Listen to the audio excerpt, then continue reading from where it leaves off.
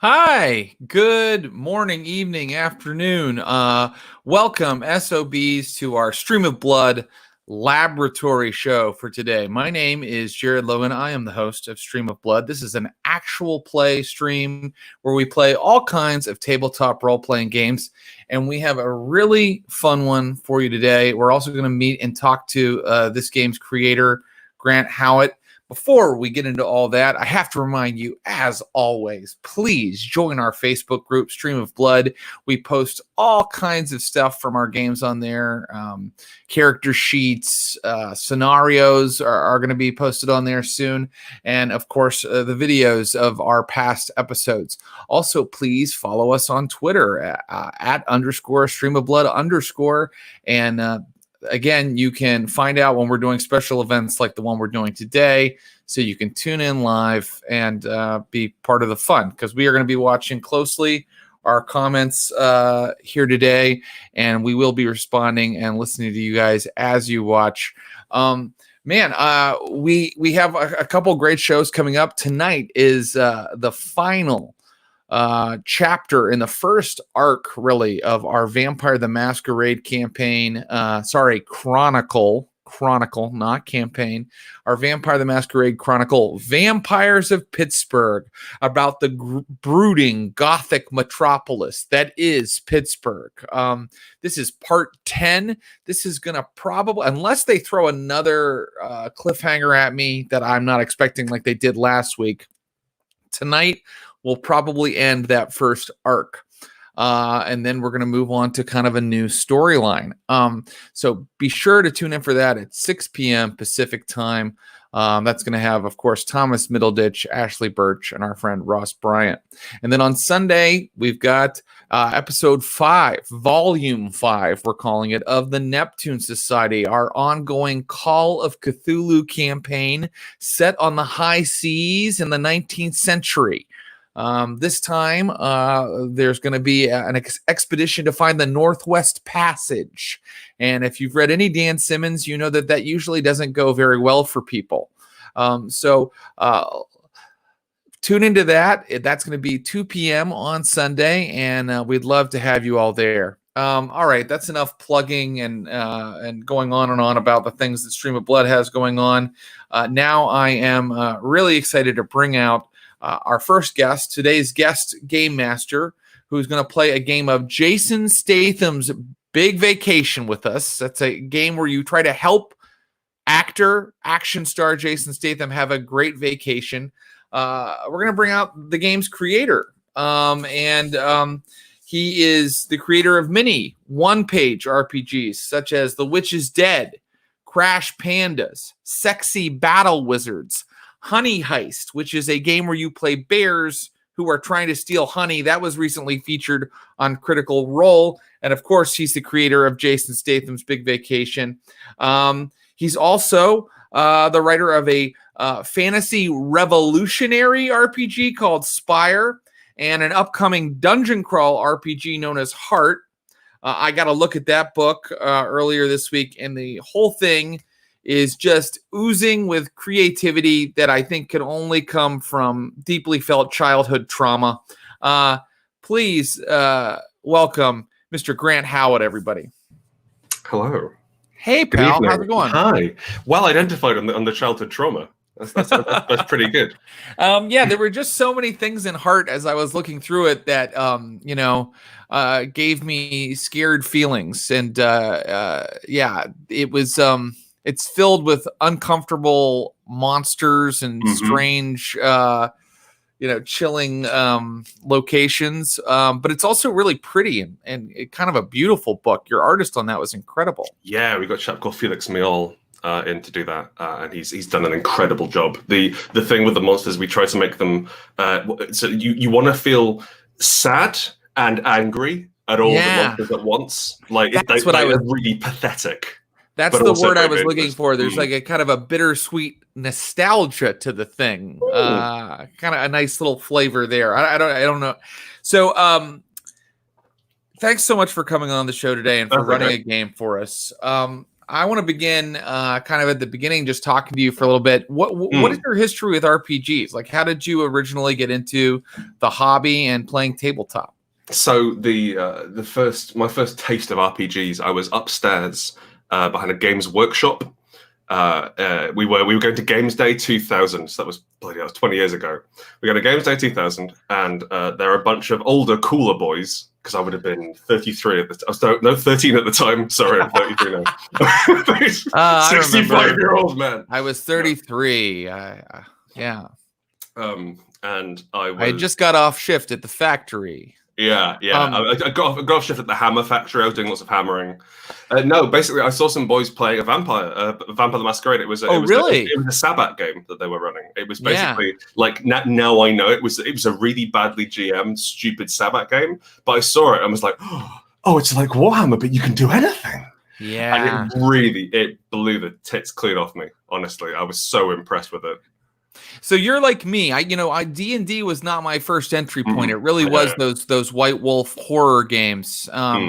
And so those are still my favorites. I also am so jealous of you folks in the UK, because you had those Games Workshops locations dotted around your beautiful island. And I here in the US, we had the Satanic Panic, and game shops sometimes were few and far between. So I'm from West Virginia, and then I lived in Tennessee. So sometimes it was hard to find a source for tabletop Satanic stuff. Dice materials. Exactly. Yeah. You have a background in video games, actual video game journalism. Yeah, right? yeah, I do. I used to write for FHM, which is a now defunct magazine. Right, I remember it. Yeah, good. I'm glad someone does. It kind of had like it was kind of like music and culture, right? It was like GQ. It was like GQ without the aspiration. Yeah, it's like for men who are happy at their level, which was not very high. Yeah, that describes me for sure. They hired me in their dying days to write their website, basically, and I had to write 4 articles a day about girls, and I got 1 article a day about games, which was kind of my reward.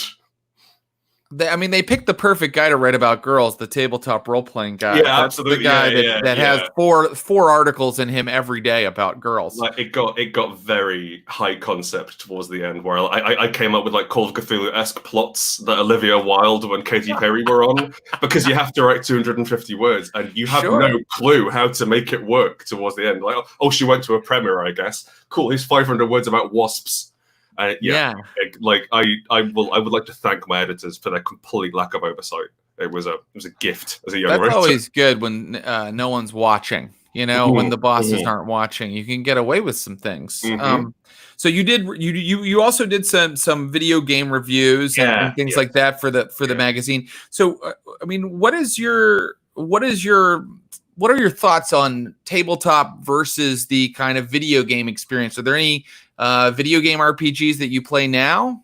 So at the moment, the only game I play is a game called Enter the Gungeon, which is a top-down bullet hell shooter. I've got 340 hours logged on that currently. I don't really have anything else installed or play anything. That mainly just because it's very cute and I like having something I can do for 5 minutes. However, I think that there's something innately social about getting around the table and hanging out with people, and something which, unfortunately, during the Grand Pox, we don't really have the opportunity to do.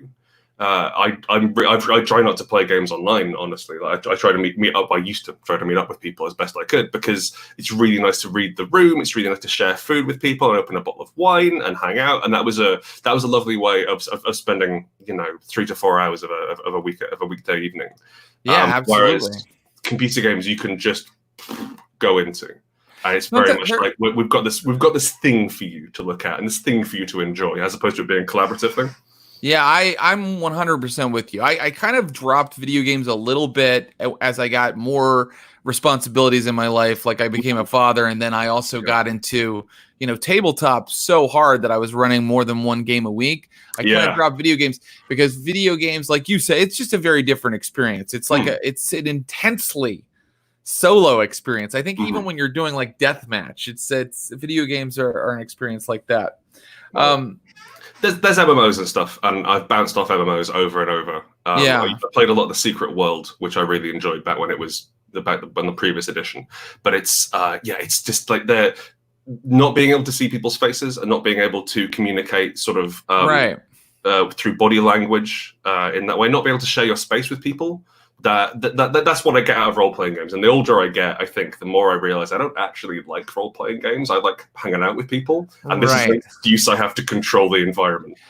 Well, yeah, I always tell people like the whole, especially people who are like, what is a role-playing game? Why do you do that? What is that? I always go, the whole point of it is to gather with your friends and laugh your asses off. Which if it's going well, that's what happens. Yes, there are different types of weapons that do different dice of damage, but mainly it's to laugh with your pals. Pretty much immaterial. Like the way that everyone plays D&D, which is like the rules are over in the next room somewhere, and I run D&D, and like everyone plays D&D. That's how it goes. It's fine. Like D&D are fine. They can afford to soak a little bit of damage, but we I think the thing which everyone enjoys about D&D is the fact that it's the stuffy dean in a college film.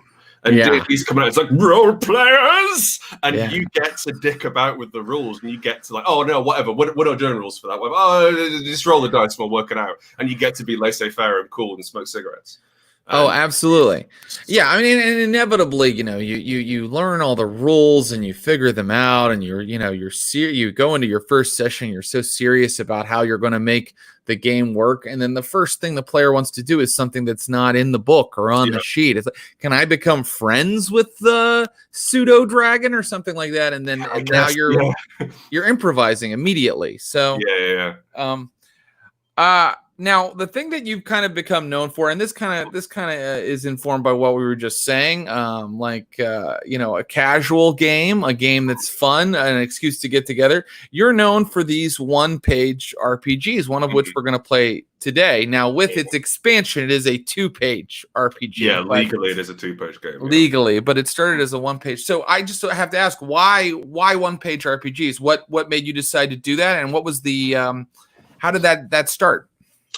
Costs, mainly. I ran a Patreon for a while. I was running it back in 2014, 2015, and I was doing 30-page games through that. And one of the reward levels was I will send you out a physical copy of the game. I was living in Australia at the time, and it was a terrible plan because I was spending more on printing and mailing the books than I was getting out of actually the Patreon. So I just stopped doing it for several years, and we had the idea, what if every game was just 1 page? Yeah. And that means shipping costs are knocked down, and production time is knocked right down, and there are a wide variety of and the deal was like, okay, we don't hire artists, we don't hire layout, I do everything and keep it very zany and keep it very scrappy. It kept costs down, which was important at the beginning, and then they played it on Critical Role, which meant that I have a magic button which makes money come out of the internet every time I release a 1-page game, which is ridiculous. Well, that's great. Yeah, it's pretty cool. Like when we have other buttons that make money come out of the internet as well, but it's been the support that Critical Role gave us was super cool. And Marisha Ray, who ran Honey Hive, she was really good at saying, hey, so here's Grant, here's his Patreon, here's how you can support him. And a lot of folks who run games, I'm naming no names, but it rhymes with the Dackelroy brothers. They'll run something and it's like this game just appeared from nowhere. Right. And especially people expressly ask where this game's from. They're like, I don't know. It's like, come on, Travis. I know, it's that weird environment we're living in now with intellectual property. I think that people that make cool things and want cool things to happen, they just want someone to say their name 100 times and kind of let people know where they can find more. But we're all confused about that right now on Instagram and Twitter and everywhere else. And we kind of accidentally steal things, I think. I say we, but I don't mean you or I mean the peasants that do that kind of thing. Okay. Yeah, people. Yeah, I don't mean us. So it was kind of a happy accident, or a survival strategy that you adopted the 1-page format. Yeah. What have you learned are the advantages of it, or something? What has it taught you about game design? Because you design other larger games. It's a release valve for stupid ideas. In that I can, yes, Paul was. It's the guy who made Crash Bandicoot. That's the other thing that I did.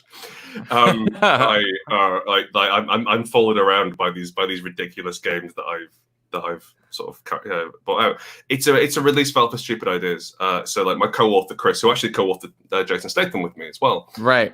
And he writes all of the large books with me as well. Chris Taylor. Yes. His main job is to slap stupid ideas out of my mouth or out of my hands before I get them into print.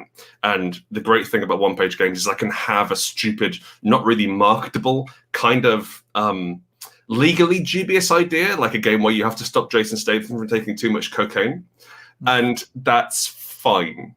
We're releasing a game tomorrow called Nice Marines, which is based on a very popular like Games Workshop style Space Marine thing, and the deal is that you can't trying desperately not to kill anyone during a difficult diplomatic mission. You automatically succeed when you try to kill people, but it's never a good idea.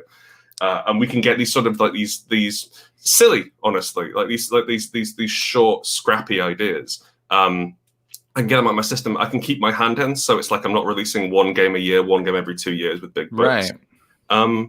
And it also it really forces you to pare everything down. Like it really cuts out all of the faff, all the fat from books. And like you can't have any sort of in-character fluff. You can't you have to write really tightly. You have to get better at writing rules so they're legible and understandable. And also entrusting the GM, entrusting the players to okay, well they'll fill in the gaps themselves. Yeah. And so I will say one thing about the one-page games, which viewers you will see tonight, they're exhausting to run and play. Running Dungeons and Dragons is like everything set out for you, and it's this machine which you can use, and it takes all of the stress out of running the game. It's just a series of mechanics that make a null fight happen or what have you. And in these, we're making all of us are making like minute-to-minute decisions and framing the world. So like Honey Heist has 2 stats, and there's no other mechanics in the game. Right. And so it's all about, well, what stat does that have? What happens after that? It's like D&D has rules for different door thicknesses. Right. That's a very different experience from what. Which my campaign is all about door thicknesses. It's kind of just a series of different types of doors, and then we just roll a lot to see if people can open them. My group found out about the door table, and they made me roll on it every time they found a door. Now see, they like to have fun by torturing you. You mentioned Nice Marines. That sounds hilarious. I mean, I saw that you had a game called Reverse Beastmaster, where the players have to do whatever animals tell them to do. Absolutely, yeah. So these are funny ideas, and I want to know, what do you think the role of comedy is in gaming? We've touched on it a little bit. We like to have fun with our friends, but you're putting the comedy into the design or into the conceptualization. So, I mean, tell me what you think about that. It's so writing comedy. As a comic yourself, I'm sure you know how hard it is, and I think there's a concept. So at university, I wrote a lot of comedy as well. I wrote a lot of comedy. I did Sex, a Choose Your Own Adventure game where you don't have sex, which was very much my experience at university. Yeah, and it's looked down upon, I think, in terms of art. And to that extent, there's a lot of comedy role-playing games, especially if you go back about 10, 15 years, where the idea is that okay, you know what, we'll have some funny skill names, we'll have some funny tables, we'll have funny NPCs. And actually what you need is a slapstick engine. What you need is a machine which gives people the tools to make jokes. Yeah. Because if you write a game which is Paranoia, which I wrote the latest edition of Paranoia with James Wallace and Paul Dean, but the previous editions, it's written as a comedy game, and the challenge with that is it's satire, but you have to play through the satire. Right. So it's not like watching satire, it's like being in satire, so it's work. Yeah. You have to take it seriously. You have to play it straight-faced, basically. Yeah, right? Pretty much. Yeah. But the ideas and the things that are happening are absurd. You also have to, one thing I will recommend for anyone trying to do a comedy game, you have to have a straight man. One of the problems I've found with comedy games is that you start off with so PCs are agents of chaos. Right. in any game. And in all my games, PCs are agents of chaos. And if you have something crazy they're going into, then they're just going to keep pushing. And you hit the ceiling really quickly. You punch through that, especially in something as improv focused as role playing games. You lose the anchor, the handle on what makes it funny.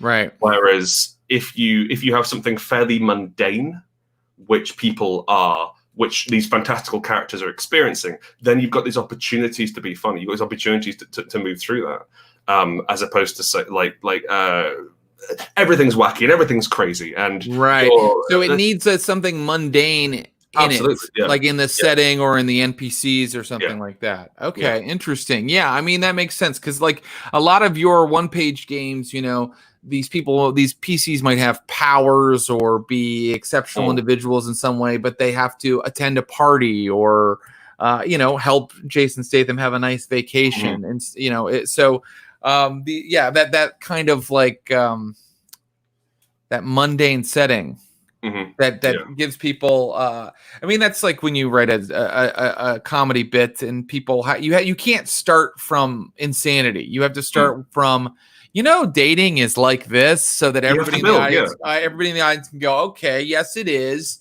And then you can, by the end, being screaming, the bears, or whatever your punchline is.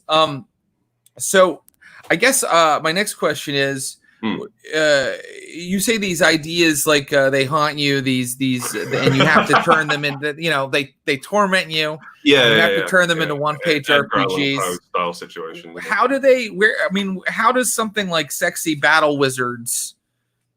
What is the germ of that? Like, I know that it plagues you until you write it, but how do you come up with these things? I know that's the most annoying question a creative can get, but I'm asking it. Like, there's kind of a self-sustaining thing that's happened in that people now will come up to me and be like, oh, this sounds like a one-page game you could write. And the majority of them, terrible ideas, shouldn't be one-page games. However, like 10% of them, yeah, all right. Like I have the notes on my desk for a game which happened. I've got them here. Which is written in this fucking like acrostic on my notes for another campaign, which is it was a game called The Right to Bear Arms, where you play a superhero who has bears for arms, or you have swan hands, or you're like a giraffe centaur, and I haven't developed into a full game yet, and like the gag on that is you have to try and not only fight crime as a superhero, but also like do photocopies and do administration and go on dates and go to the cinema, and that's things you could use your hands for. Precisely, that's and like you have to sort of like hide your bears behind thing. It's a the comedies right there, and that came out of one of my groups just saying, oh, this would be a funny idea, and we sort of rolled with that.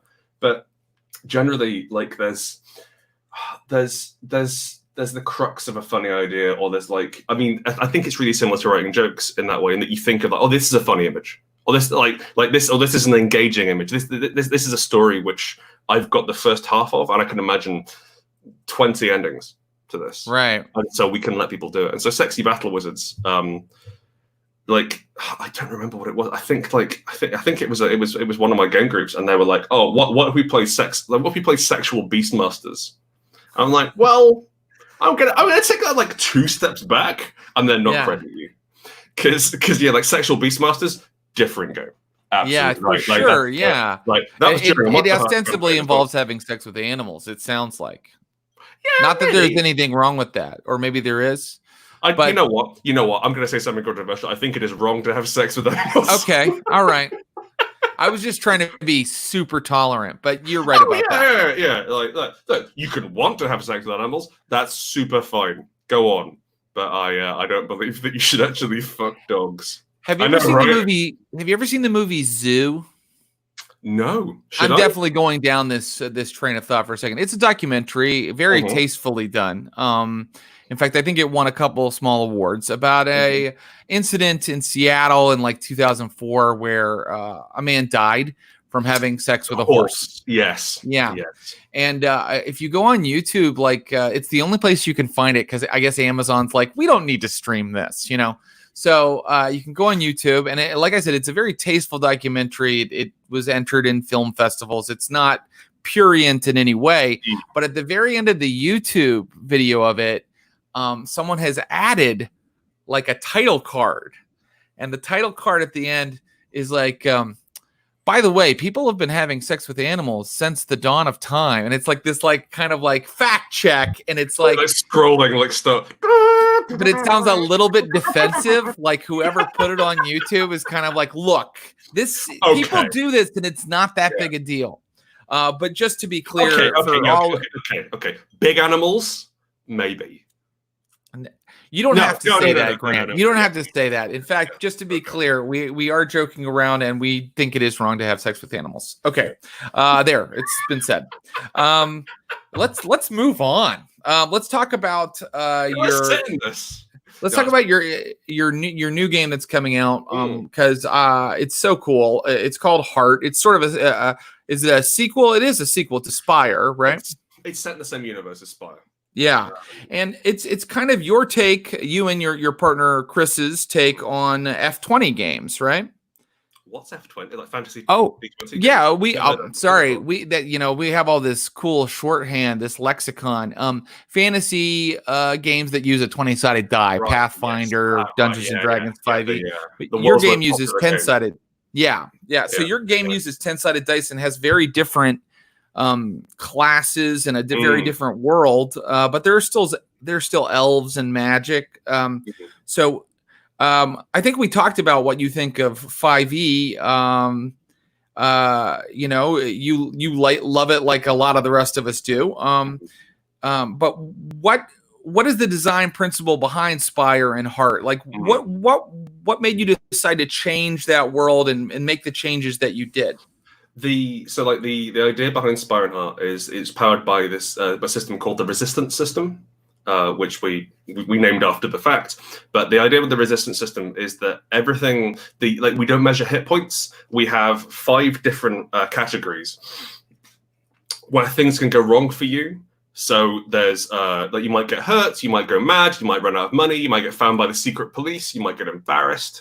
In Spire and Heart has more sort of dungeon crawly ones. And for us, the exciting part of role playing games is when everything's going wrong. When everything starts spiraling out of control and you're absolutely ruined. That for us is the exciting bit. And so we wrote a game about it pretty much. And the idea is that you're continually sort of like fending off these terrible things happening to you. And in Heart especially, like it's much harder to recover in Heart. We want to take the idea of the dungeon crawl because everyone loves the idea of a dungeon crawl. It's just actually in practice, there's a lot of maths. Right. I ran the Tomb of Horrors for my 5e crew recently, and they decided to leave the location due to monotony. Because I think a dungeon crawl can fall into that kind of thing where it's like, nope, that's not how you open that door. Yeah. Nope, that's not where the secret passage is. Anyway, sorry, I interrupted you. Go ahead. That's fine. And like that doesn't interest us especially. It's like the idea of players versus GM. Where the GM has all the knowledge, and you're trying to do your best to survive in this strange world by using the tool. And like so that's the thing, that is a valid way of playing games. I don't want to piss on that. Like there's something fun in that mastery and overcoming things, but we don't want to write a game about that. What we'd rather have is give people the tools, much like we were chatting about comedy earlier, the tools to improvise this horrible story where things go wrong and things spiral out of control. Yeah, and so. We've got these we have big we have very little maths in the system. There's no addition. It's all sort of like these big sweeping rolls. Like everything's happening very quickly, and you're stacking up stress on various things. And like there's a comedy show in the UK called Spaced, which I don't think really landed. I know Spaced. Good. Okay. Like I don't know what Simon Pegg, right? Yes. Like, but it was my first exposure to Simon Pegg, and just really formative. And like there's a repeated line in Space which is skip to the end, which where they'll just interrupt like a character moment just to don't get the point that isn't funny. And that's one of our design goals is skip to the end. It's like but what's happening? Cut to the chase. Like, what's the exciting bit? And so we've drawn a lot from Apocalypse World in that as well. And in terms of like, okay, what's the exciting bit? What's happening? And that's what we've done. Yeah, that's great. And the style of it is really unique. Like, when I was looking at it, I was thinking like China medieval a little bit, maybe. But you guys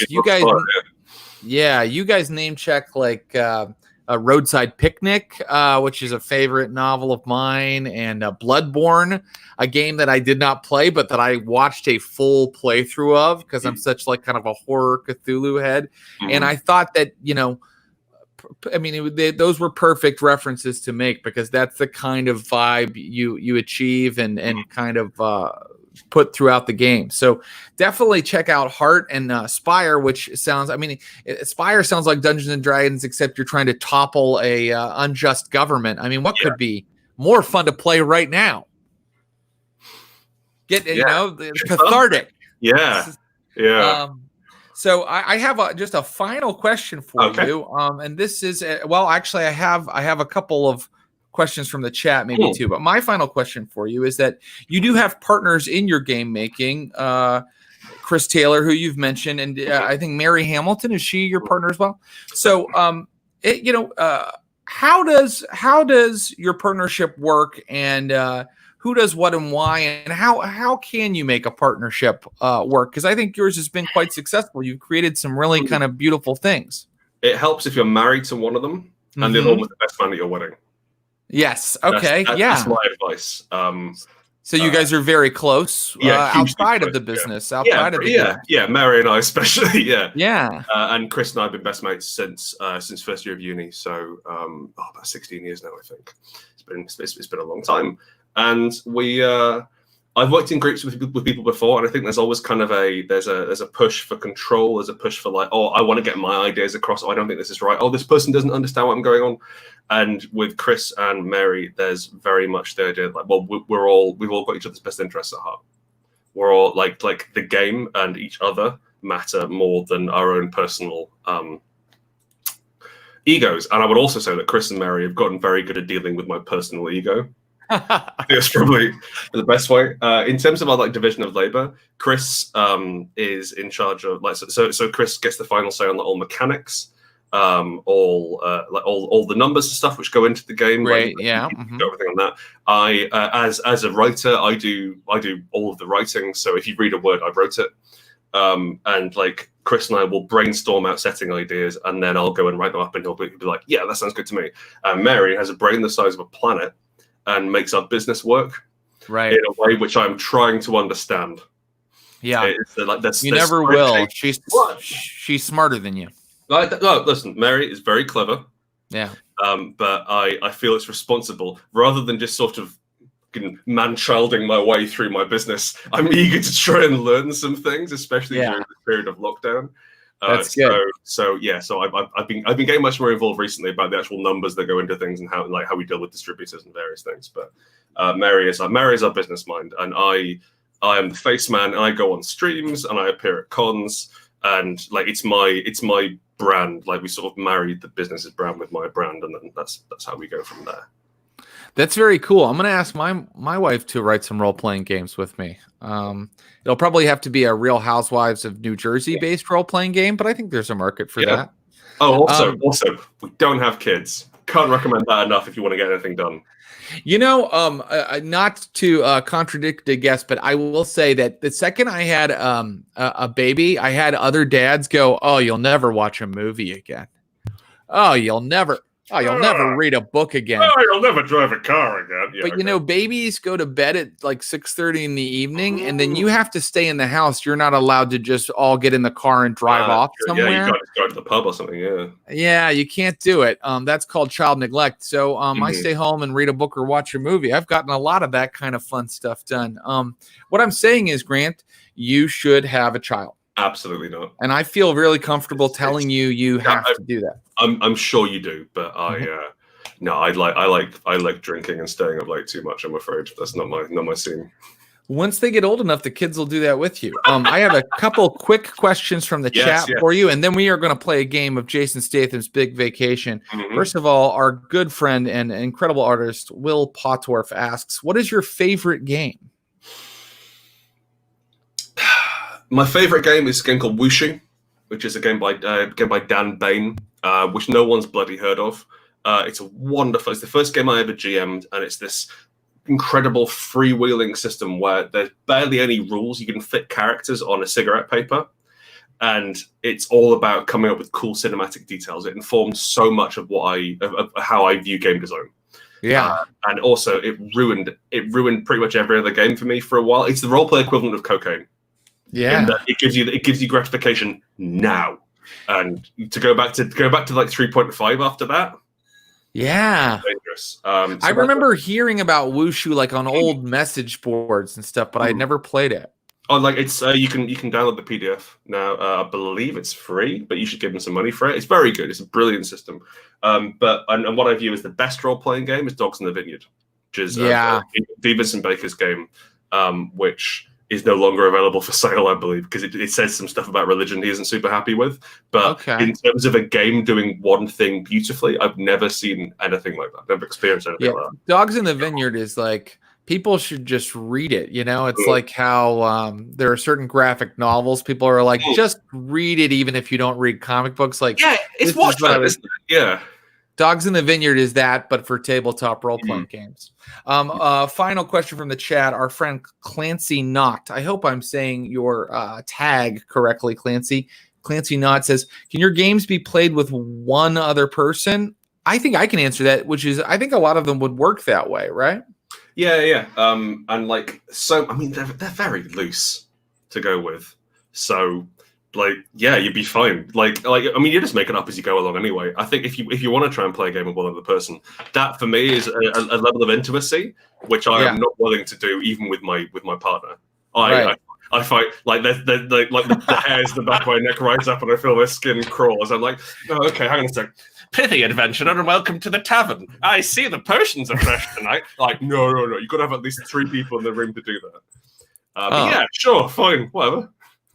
Some people really like that kind of gameplay. You know, I read that the author Steven Erikson, who has that Gardens of the Moon, that huge Malazan book of the Fallen Decology, the entire series of novels was based on a role-playing game he played with his one friend, just those two, for like 10 years. And when you read those books, it feels kind of like a role-playing game only 2 guys knew about for 10 years. You know what I mean? It has that vibe to it. Yeah, I get what you're giving. What do you think, Granny? You want to play a game? Hell yeah. Let's go on a big vacation. Let's do it. I'm going to bring out our other players. You're familiar with this first guy, Grant. He is the host of the For Persuasion podcast. And he had me on, and man, what a mensch. I love this guy. Be sure to check out his podcast where he has all kinds of really interesting interviews with role-playing professionals and enthusiasts, experts of all sorts. Please welcome Andrew Richardson, everybody. You know what my show doesn't have, though, is discussions of sex with animals. So I feel like there's room for me to grow. Invite me back on. We'll work it out. Yeah, we'll make it happen. What's going on, guys? Yeah, I hope that someone, when we put this on YouTube, has the time code for the animal sex chat, just so people can find it quickly. Say right. No, sex with small animals is wrong. Right, yeah, right. Okay. Sex with small defenseless animals standards. is wrong. I said Richardson. Andrew, your name is Strother? So we won't go into the long story. Literally, legally changed. My wife and I changed our last name like 2 weeks ago. It finally went through. Okay, so thank God. Personal rebranding thing right now. Yeah. Okay, great. Andrew Strother, and I apologize for using your old name. I forgive you this time. Next time I change my name. I looked at the wrong web listing. But Andrew Strother, thank you for being here. And I'm going to bring out our other player. This guy is a pal of mine. He is the host of Jonah Radio. He's most recently in a comedy horror film called Pooka Lives that also stars Felicia Day. It's by the same director who did Juan of the Dead.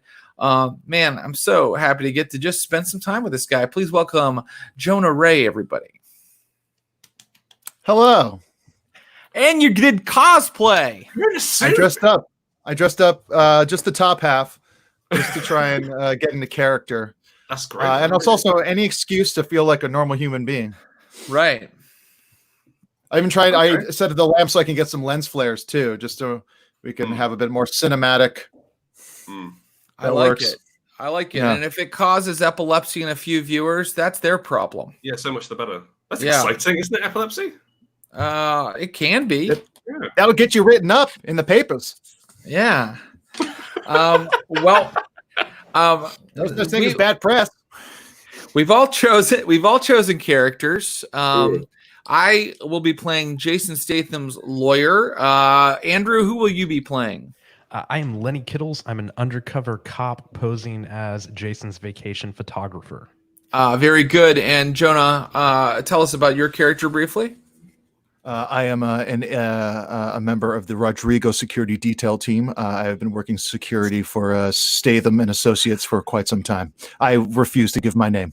That's fair. I like that we have one nameless character. He's mostly identified by his company.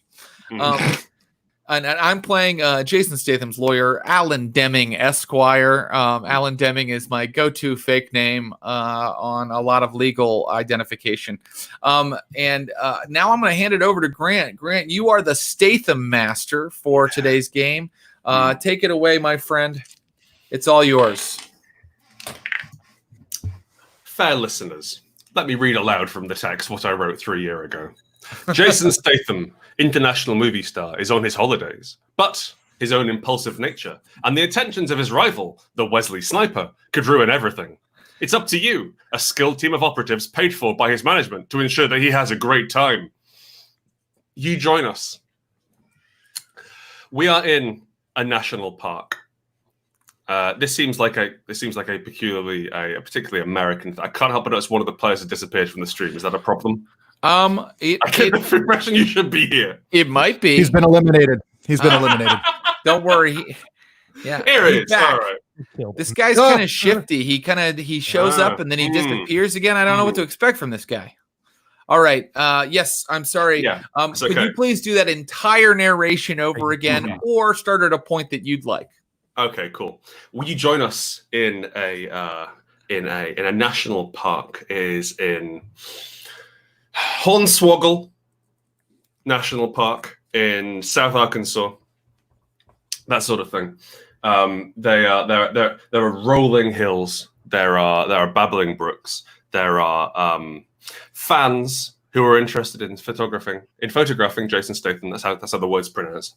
And Jason is there, starting around in his shorts. He's got his sunglasses on. He's got his Hawaiian shirt on, and he's ready for a holiday. Ooh, quick question: what's the deal in swearing on the stream? Because I'm going to play Jason Statham. You can fucking say whatever the fuck you want to. He's ready for a fucking piece of shit. Okay, there's no need to be rude. Sorry. It was too far. Yeah. Jason can curse as much as he wants. Yeah. He's ready for a fucking vacation. It's Jason fucking Statham, and he's here to look at some trees. That's really more of a Ray Winston impression, but you're going to take what you're given. So, at the start of every scene, we pick from the 2 Statham tracks. Actually, I would like to say to the people who are running the stream, can you pop a link to the game in the chat so people can read along at home? It's probably the best bet. That's a great idea. In the chat. Oh, cheers. Great. Well. I should have seen that coming. Just fucking Brady bunched his way in, and then. Whoop. Oh yeah, that's Clint, our secret friend who sometimes appears and prophesies things. He was in the chat room when we arrived. We don't know. Yeah, he seems to understand. Yeah. So we pick from 2 Statham tracks. And so the overall drama of this game is that Jason Statham can become dead, sad, arrested, or bored. And if these tracks fill up, then oh boy, we're in problems. At that point, we will trigger a special danger mode scene where you will have to try and save Jason Statham from being one of those things. Because this is a slightly shorter game, we're running it on stream. I have made everything more dangerous. So we will see how things go. I'm also going to need a D3 for my part of the rules. But yes, so I pick one of the tracks to play per scene, and then you pick one of the tracks to play per scene. As we figure what the challenges are going to be facing the Statham entourage. So I'm going to pick. I think that he might be dead. Wow, he's going to die here in the national park. Okay, and then should we pick one too right now? Yes, please pick one. Okay. I mean, the immediate risk is that he's bored, right? He just got here and there are trees. Yeah, there's just trees. I get bored in a national park myself. And Time alone makes Mr. Statham bored and sad. I'd like that not to happen. Yeah. Let's go with bored. Let's go with bored. Okay. The camera pans back down over Statham, stotting around in his like he's almost as wide as he is tall, which is quite wide, not very tall, and he's stotting around. He's considering climbing a big rock. Oh yes, here we are. Lovely. There's a picture of Statham. Please keep putting those up. So Jason is wandering around, and he says, "Oh, you know what, lads?" He says, "Everyone gather around." By the way, Alan Deming, he is a lawyer, but he's dressed like with all of the outdoor gear. Some of it, like he went to a shop right before and bought it all really quickly because when people are like really busy, but then they're like, okay, let's have fun, even though I'm going to really mostly think about work the whole time. That's what he's done. He's had his like assistant buy him the shorts and like the vest and like the the pith helmet and all this stuff. And that's it. So he gathers with Statham and the rest of the crew. Guessing a vest has pockets. It feels like a pocketed vest. It's gotten so many pockets. Yeah. Yeah. Okay. In fact, let's get a description from everyone. So yeah, Alan Deming lawyers his way in, and then behind him, and then appearing almost like the camera just pans over, and his security detail was always there. What does the security detail look like? Like this. Okay, just perfect, just exactly like that. I have a vast array of hidden weapons. I have lots of different guns in my pants and knives in my jacket. Mm-hmm. Okay. And and poison darts. Great, cool. Buddy, don't blow your load now. Keep some of those secret. Okay, there's going to be being honest. I thought we were being honest with each other. I don't really have a lot of friends. Yeah. And I just want everybody to know that I'm armed with a cell phone and an inability to enjoy free time. Mm-hmm. And then at the back, smoking a cigarette, looking completely innocent, is Lenny Kittles, holding one of those Kodak drugstore disposable cameras. Like the cover for his job was to be a photographer, but he's never held a fucking camera in his life. So he's like, "Fuck, I gotta go grab something." So he's got some of those. He's just kind of like smoking that cigarette, snapping pictures, like, "Hey, giving eyes to the national park girls. I hear they have a lot of them there." He sees something. Hey, you one of the photographers? Yeah, he. I didn't pose properly. Hang on. It's all good. He just pops it on his hand so the flash goes off, but doesn't actually take a picture because he's a pro. He sees Statham up on the rock, and he's like, "Oh yeah, I gotta go take a picture of this, babe. I'll catch you later. I'm gonna go get the J-Man." And you flick the cigarette, not at her, but in the general direction. Yeah. Alan Deming looks at these ladies with a worryingly, like they could be trouble. They could be trouble for Jason. It could be trouble. I'm going to write down ladies on my prep sheet. I also want to set up my mini drone camera just to check out the top of the rock to make sure there's no trouble up there for Jason when he climbs it swiftly and able-bodiedly. Mini drone camera activated, it says to you. Voice activation activated. Mini drone camera. Sorry. Yeah. Sony mini drone camera. Alexa. No. Go up. You can't say that on stream. Sorry. My name Lenovo. Going up. The mini drone camera goes artfully up in the air, making just a shit ton of noises all drones do, and flies up. You can see the camera hovering. Everything seems hang on. So it seems like the camera feed isn't on. Weirdly. Update. Oh fuck. You got to say camera feed on. Camera feed on. You'll need to yell that. It's quite far away from you. Camera feed on. Camera feed on. Perfect. The the camera blinks onto life. This is sort of infrared view, like one of those A-10 bombers. I don't know, like that sort of. You can see the rock warm from the midday sun in Hornswoggle Park, and warmest of all is Jason, the warmest thing in the national park, almost like hot with rage and boredom and stored up Statham energy. And he stands on the side of the rock. I say, hey, Jason, you know what would make a good picture for the fucking, what do you call it, the TikTok things that people do. What if you peed on that tree? It'd be very rebellious. I could take a picture. I'm sorry, I'm gonna have to step in here. Hey, Jason, remember, don't remember what we talked about. Don't take out your penis for any reason until we get back to the hotel. I don't deal in absolutes. Okay. Maybe. What are you trying to do, man? Maybe you shouldn't. Remember we talked about maybe you shouldn't take out your penis for any reason until we get back to the hotel. He says, and moves towards getting incredibly bored. The girls all around him. Sorry, the ladies say, "Oh my God, is that Jason Statham?" Yeah, here we go. Here we go. Oh my God! Oh, chlamydia, Jocasta, Horizon, get over here! They say, naming all of their perfectly normal names, and start swarming around the rock. Statham looks. I can't be bothered with this. Listen, I'm gonna climb this rock, doing some of my famous action stuff. Deal with these ladies, will you? No problem. I go in and I do a background check on each and every one of them. Get thumbprints. Face scans, do the whole thing. Okay. The drone also does this, so I'm gonna need the drone back. Okay. The drone hovers emotionless above you. Come down. Coming down. Oh, great. The drone like next to the ladies' faces. Let's do some rules, huh? Let's do some mechanics. Roll some dice.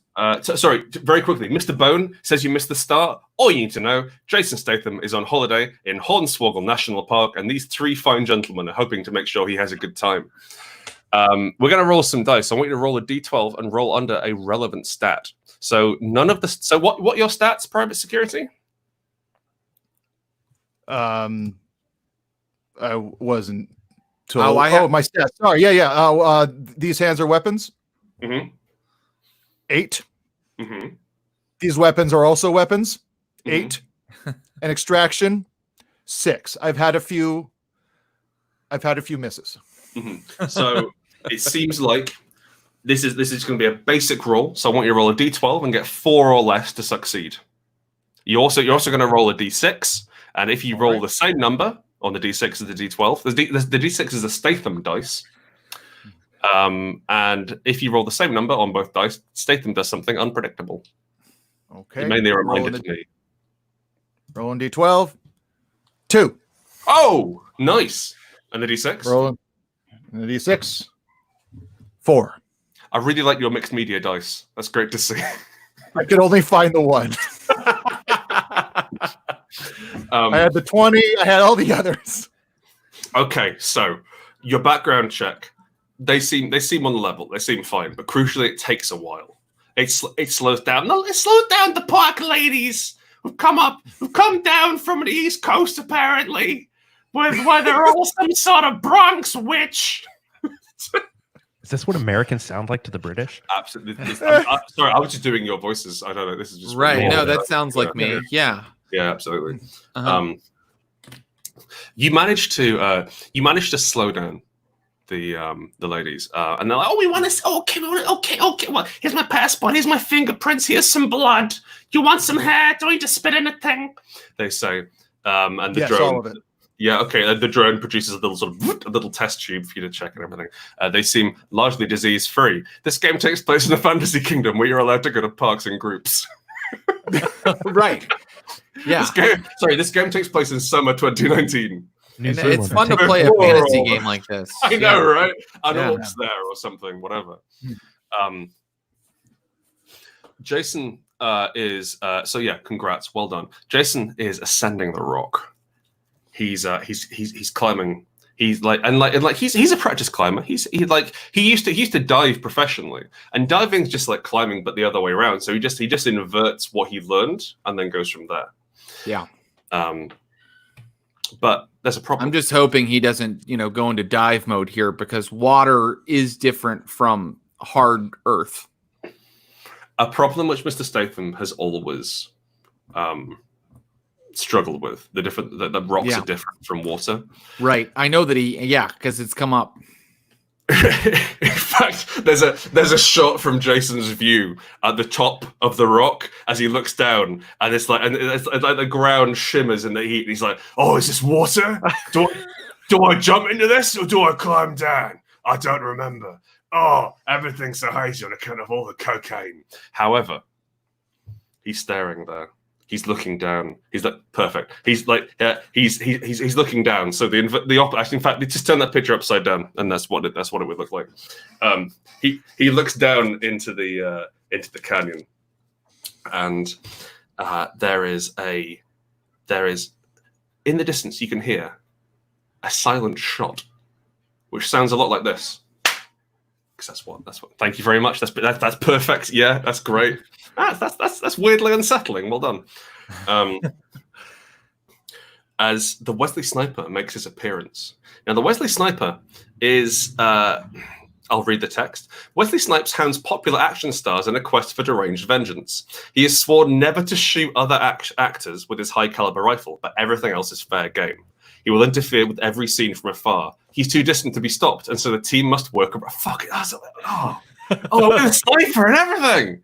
So the team must work around him. You can never directly engage with the Wesley Sniper. However, Jason staggers around on the lip of the rock. You can see, like, it's like, is this water? Is this rocks? Do I jump off? Do I climb down? There's that silent shot, and then the camera pans around to a big cage full of bears, which the Wesley Sniper shot the lock clean off. Like, it seems weird no one noticed this big cage of bears. They were being transported in a truck to a different part of Hornswoggle National Park. The door slams open and the bears roll out and start swarming over the rock. I very quickly take out my Nokia Engage smartphone, and I engage the video recording on it, and I stick it in my pocket just to make sure I get a nice 320 by 320 shot of everything going down. I want to make sure it's documented properly. You might as well write it down. Yeah, okay. We got to handle these bears. This could be really bad for Jason. Damn, I'm not sure which of my skills would help me handle a herd of rampaging bears. I have lore, spin doctor, and eye for detail. Is attacking bears illegal in a national park? Is that a thing we need to be concerned about? Herding bears? Oh, yes. Thank you, photographer. That's a really interesting. What do you know about laws? Well, I just wanted to make sure. So I lean over to nameless security man. Hey, you want to deal with these fucking bears over here? Look at them. They're ruining the day. Not having a good time. Go slap them around a little bit. I'll get some. Oh my God, it's bears! Say the ladies. Oh, this is great. The bears can take care of these ladies for us. Yeah. Okay. 4 birds with one stone. Is Statham already up on the rock? Yeah, Statham's at the top of the rock, looking down. Like he's looking down. Like is he going to jump? Is he going to climb down? Not really a big problem. Bigger problem. Upwards of 4 bears behind him. As long as Mr. Statham is safe from the bears, I really have no concern with them. I'm going to get my grappling hook and then try and meet up with Statham on top of that rock. Absolutely. Make me a roll, please. Okay. I figured these weapons are also weapons because the grappling hook's a weapon. Yeah. Just different connections. So I'm rolling the 12. 11. Okay. Hey, where you going? Hey, hang on a second. You taking my spit with you? Jocasta grabs onto your collar, and Your grapple hook flies off up towards the top of the thing, ripped out of your hands. You listen. I signed plenty of NDAs. Okay, I'm pretty sure I gave over a pint of blood to you. I just want to meet Jason Statham. It seems like these ladies are going to be dealt with directly. Okay. I think I have an idea, if I may. Mm-hmm. I think that I'm going to use my eye for detail to see if I notice something about these ladies that would allow me to distract them. Mm-hmm. Like get them away from our security detail and full background checks on them. The we have full background checks. Can I just... Mr. Rodrigo. Man, I could do with a character name. The security guard prepared full dossiers, and I like to imagine he just pulled them out of his jacket. Okay, great. I'm going to look through them really quickly because I'm really good at reading documents quickly, and I'm going to try to use my eye for detail to find out something about them that I can use against them. Give me a check. Okay, eye for detail. I have to roll under a 6 to get that. I rolled a 10. That's bad. That's bad. That means I move. So I have 2 tracks here. I have what are they? I have. So you have stability and adrenaline, and basically you have 3 hit points. If you lose all of them, you die. However, the more of them you lose, the more effective you get at doing things. It's only if the action was dangerous. So this wasn't a dangerous action. You were simply flipping through dossiers. I will say though, however, having a grappling hook ripped out of your hands is dangerous. So for the security guard, please add 1 point into adrenaline. You get to add that to all of your skills now, so you're more effective. Is he frozen, or is he just doing? No, okay, he's just doing the security guard thing. Yeah, sure. Okay, I can't find anything to use against these women and their dossiers. They're completely clean. We're bulletproof. We ain't never committed no crimes in this state. And I light it just so I can flick it away and kind of sigh disgustedly. And I'm gonna try and get the girls. I'm gonna be like, "Hey, girls, come over here. We're gonna do a shoot with Mr. Statham. We gotta get them all oily first. So don't worry. Come stand in this cage over here. This is where we're gonna do the picture. You can trust sexy! me. I love it. So come over into this cage. Oh, I okay. want to snapping pictures. Yeah, we'll get Jason down in just a second. And as soon as they're in the cage, I want to slam the door shut and put the lock on, potentially using my betrayal skill. Oh, absolutely. Yeah, this is a huge betrayal. So I rolled 12 and 6. Yeah, 12 and 6. Right. Sorry, I just realized your stats are encourage crime, secret videotaping, and betrayal. That's sick. Wild card. How did your roll go? All right, the D12 was an 8, so yeah, so above my betrayal, and it was a 5 on the 6th. That's okay. Clancy, the bears are out. You direct the ladies into the cage and slam the door shut, and this seems to awaken Jason from his reverie.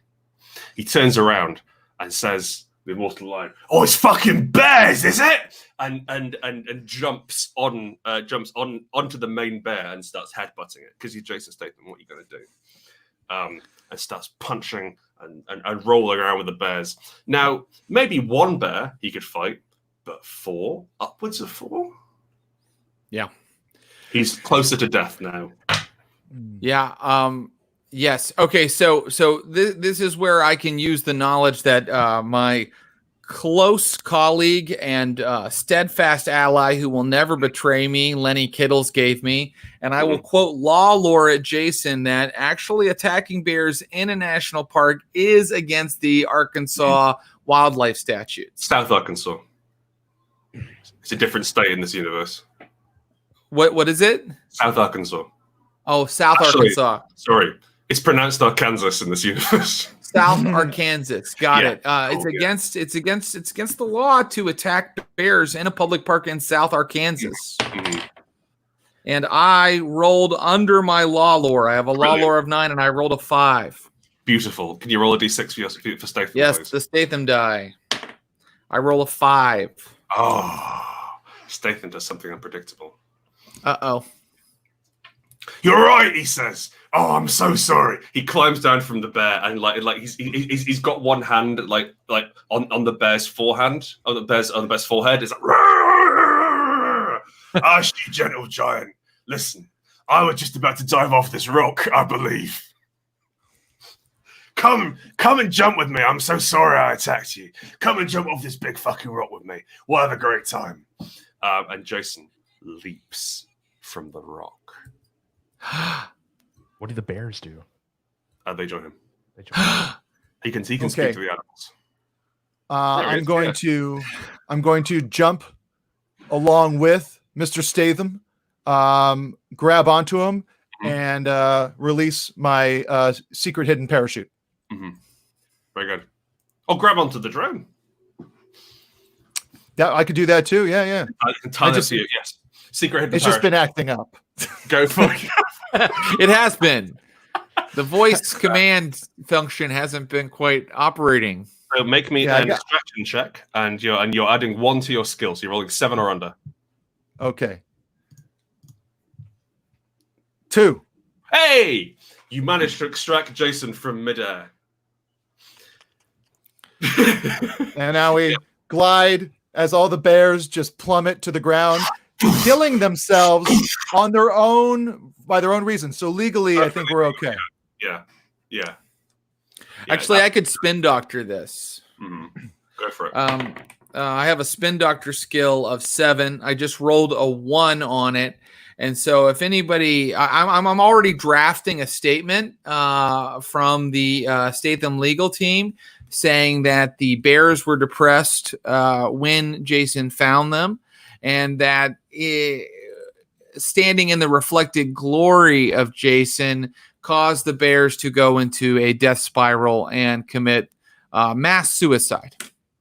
Is the estate of Jason Statham referred to as the Statham? It is now, I think. Okay, cool. Good. Yeah.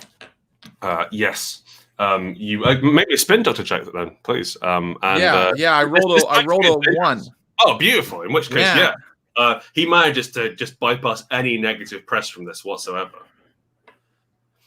This is like the statement goes up. All the major blogs report on it, and like everyone's like, "Hey, you know what? These bears deserve to die, and it's good that they did."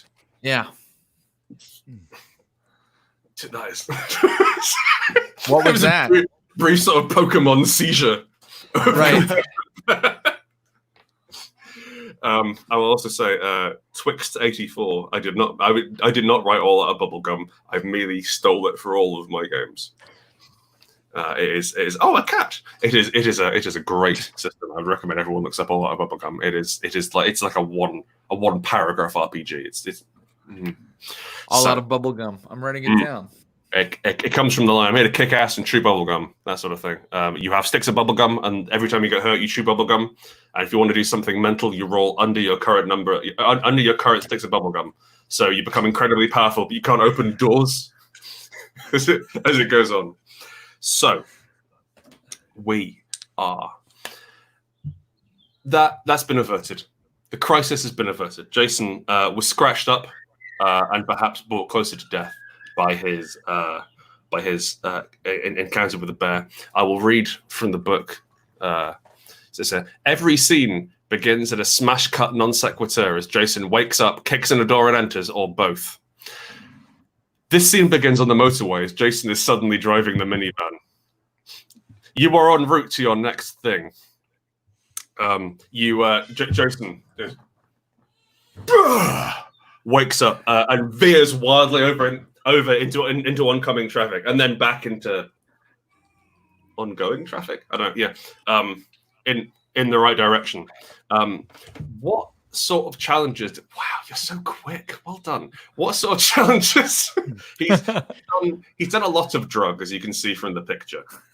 He's exploring the innards of his mouth. So Jason Statham is driving away. What I would like for you to do, I need to disappear for 3 minutes off stream, I'm afraid. Maybe like 2 minutes. I would like you to discuss where you're going to get Jason Statham to drive to, what you think might be a good place for him to go, and then we'll come back. All right? I'll be right back. All right, so here we are in South Arkansas, and we need to figure out, what would be a fun thing for Jason to do that involves minimal risk, minimal danger to Jason's person. I'm sure that the Rodrigo security detail would appreciate that. And great photo opportunities for our friend Lenny Kittles, who is a mere photographer and nothing else. That's all I'm about. There's a Civil War fort not too far away from here. Good history, good security. Yeah, I love that idea. And educational. Right. It would be good for Jason to learn something. What do you think, Lenny? Do you think you could shoot some photos of Jason in front of old cannons? Well, I'm trying to remember, what side of the war did South Arkansas fall on? Could be a little problematic. Wow. That's more your area, but we could get some. No, thank you, Lenny. That's a very good point. We don't want to be snapping Jason, standing in front of a Confederate flag and giving the thumbs up. But I do recall Googling that that particular museum does in fact have war recreations, like recreated wars where actors come up and dress. So maybe he'd be entertained by that. We could get some good pictures with the impersonators. It might actually be a good time. I'm talking myself into it. No, okay, yeah. As long as we steer clear of any Confederate merchandise and or iconography, I think that's going to be a great outing for the day. Statham Master, the team has decided that Jason. Hang on. Yeah. Whoa, where are we going next, boys? Go ahead, security detail 1. Let him know what we've decided. Mr. Statham, I remember you really liking the Mel Gibson movie, The Patriot, and your affinity for that era of American history. Recently, I found nearby there is an old Civil War fort that I think you'll have a good time at and will be safe. Fascinating. I can't wait to learn about some fucking history. Yeah. Let's go, boys. He pulls the handbrake and nearly jackknifes the van, turning it around.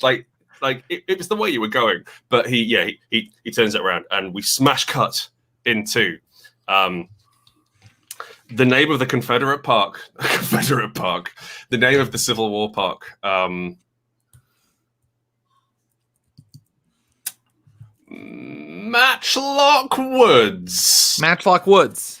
Matchlock Woods. Yes, the Battle of Matchlock Woods. There's a tour guide there. He's got like one or two teeth. Thought a straw hat. And he's like, well, think about the Battle of Matchlock Woods.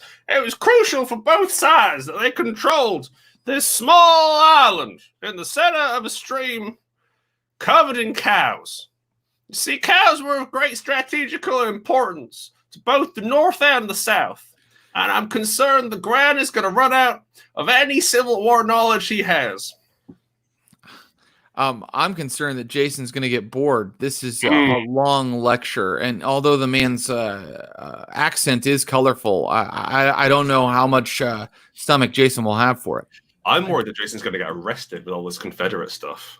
Well, so is that what what are we working towards? Are we still doing boredom and death? Oh, so we swap out the start of every scene. Okay, you pick one, I pick one. Okay. And pick one then. Yeah. So that sounded like a vote for bored. But cool. if you want to do sad or dead, that's absolutely fine. We can. But basically, it's just the sort of. You know what? It also might make him sad. I know that sometimes Jason, when he learns about history, he gets really sad when he hears all the things that happened to people in the past. So much senseless loss of life. Sad it is. Really.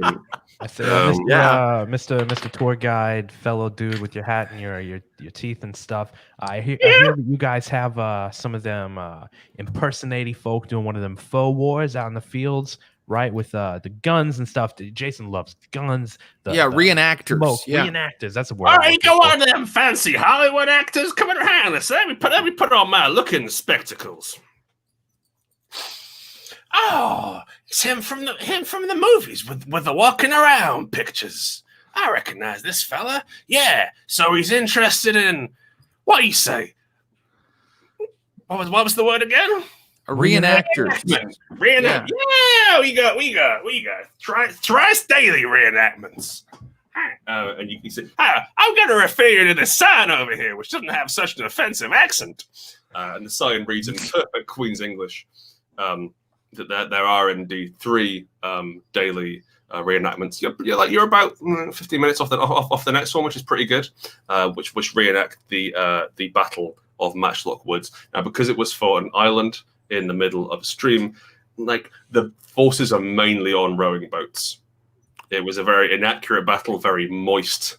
And again, like they couldn't really get onto the island because of all the cows. Right. It was mainly around that. Like a lot of the cows died. Honestly, like it seems like the cows they have there are either like fake cows or like not heavily drugged, but definitely like they're inured to the sound of fake muskets going off. Right. I'm like kind of pointing things out. I'm not a tour guide. I'm not good at like kind of spending time having fun. So I'm just kind of like saying like, look, Jason, it looks as if the cows have been heavily drugged. That's sort of interesting. Make me an eye for detail check, please. Or a spin doctor check, I suppose, because you're presenting it as interesting. Yeah. Maybe I will do spin doctor and I'll just kind of add like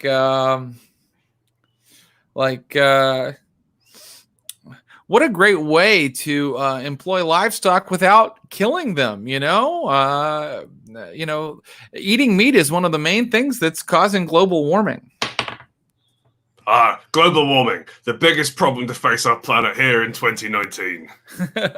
Exactly. And I made my spin doctor check with a 6. Brilliant. Jason, he strokes his stubble, his artful stubble, and feels, yes. Yeah, it's interesting, actually. No, I put it forward. Maybe eating meat is wrong, although I do need masses of protein to maintain my squat, powerful body.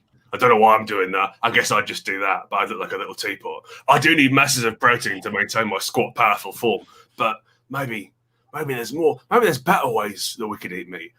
You've really made me think. I'm inspired and not sad about the way that meat is produced. Here I am. Here's my squat body. God, I'm weird looking, come to think of it. Is that picture the correct aspect ratio? It is, isn't it? That's just what I look like. God, I'm wide. So he just was walking past a mirror at the time. I'd like to check and see if the weapons and muskets used have actual blanks in them, or if there's anyone that's trying to add in real bullets in a Child's Play 2 situation. And I want to go right behind him, actively encouraging people to put real bullets in their muskets. Brilliant. Can I get a first investigate muskets roll? So I guess these weapons are weapons. 11. All looks fine to you. 0 bullets. It seems like these guys are just saying bang loudly. And Lenny Kittles. Hey man, it seems kind of boring. You seem like a macho bro. How about you switch it up a little bit? You're not gonna hit anybody. Throw a little lead in there. Oh, hang on a second. I gotta row in my boat. Hang on, what? I gotta find my accent as well. Where are we? What? Why, hello. Here we are. Hello. I'll row in my boat. I'm one of them soft-spoken Confederate soldiers who sounds a lot like a Tennessee Williams Southern Belle, because that's the only voice the Grand can do. Wow, I'm terribly sorry. You were saying I was a big, handsome man. Are they a big, handsome man? Oh, he's a big, handsome man. I say, yeah, you're shoulders to spare. You got all the stuff going on that I'm sure ladies go wild for, but you know what they really go wild for? A man who flirts with danger a little bit. So what if you drop one of these babies and I just kind of hand a little lead shot that I picked up from the museum to him? You drop down your musket, see what happens. Can you make me an encourage crime check before I respond? All right, so that is a 12 and a 3 on the save them die. Okay. Why, sir, murder? if there's one thing that I do not wish to encourage in this reenactment, it's murder. My daddy came here and ran reenactments. And you want me to shoot bullets? Why, that man over there's my husband. He says, gesturing towards one of the Northerners on the other side, an equally handsome man, but he just looks kind of like palette swapped. Waves at the other guy. Why? I should report you to the park authorities. That's when I walk up and I'm like, how's everything going over here? Is everybody having a good time meeting the reenactors and everything? I'm like, oh yeah, no, we're good. And I'm winding up a camera. I'm like, oh, just want a picture of the bow. We're fine. Everything's fine here. We're good. How are you? Your associate here, sir, is encouraging me to commit non-recreational murder. Real murder. And I, for one, have no stomach for this. A relative term, murder. Let's be a little careful there. I suppose it would be. Well, I mean, I'm going to shoot a bullet directly at a man's face. So I said, all right, no. Explain to me what exactly was said. What did you exactly say? I want to cut away from this scene. Yes, as you just fucking legalese your way through this. Mm-hmm. Meanwhile, Jason, a cat. Meanwhile, like the sunglasses make it's a cow. It's one of the cows. It's a smaller one. It's a cow. Yeah, you got to tape a bunch of them together. I have to check them out. I have to make sure they're not fake cows and there's no snipers inside. Yeah. Make me a. You can see that Jason Statham. You're rummaging amongst the cows, and you can see Jason reading a pamphlet about the tremendous loss of life, the senseless loss of life that happened during the Civil War, and as the two characters on the left-hand side of the screen are arguing, can I get a law check, please? Yes, lore coming right up. I have a 9. It's my highest skill, and I roll a 7. Beautiful. It turns out in this state, well, specifically in this park, encouraging murder is perfectly legal. Right. I mean, South Arkansas is a open carry state, and in fact, any kind of suggestion and or use of bullets is legal. Mm-hmm. Not every use of guns is legal, but any use of bullets is legal. So you can't threaten any action against my colleague. Security guard, you can see Jason's little London eyes welling up with tears. Oh, it's horrible. Just to think of it. That was so quick. Do you have like a bank? It doesn't matter. It's horrible. Oh, the senseless loss of life. Oh, I don't know why I sound like this. This is what I sound like when I cry. I get increasingly Michael Caine. What are you going to do about it, security guard? I'm going to make Jason happy by juggling some of my guns. It's a thing that he likes. I pull he my gets camera really right excited. out. This is a dangerous check. So these hands are weapons, so they know how to deal with them. Yeah, all so right?